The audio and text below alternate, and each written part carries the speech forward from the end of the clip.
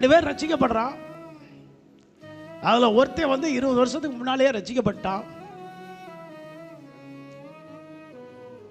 அவன் என்ன விசுவாசியாவே அப்படியே ஓட்டிக்கிட்டே அப்படியே இருக்கான்.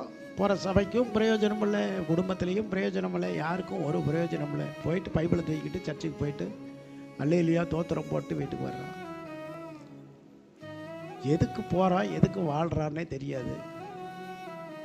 வாழ்க்கையில் எந்த மாற்றம் இல்லை. இவன் தான் பிந்தினோர்.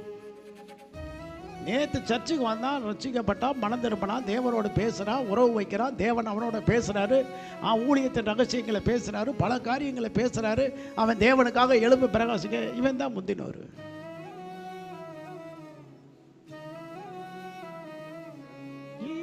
Very simple. யார் சபையில் ஆண்டவருடைய சத்தத்தை அதிகமாக கேட்டு தேவ வசனத்தை கேட்டு முன்னேறாங்களோ அவங்க முந்தினோர்.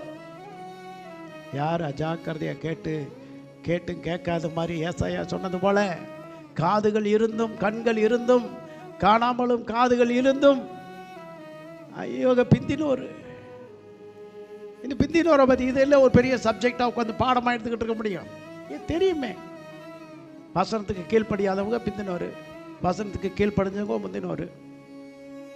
எதுல எல்லாம் தேவனுக்குள்ள வளர்றோமோ அவங்கெல்லாம் முந்தினோர், எதெல்லாம் வளரலையும் அவங்க பிந்தினோர்.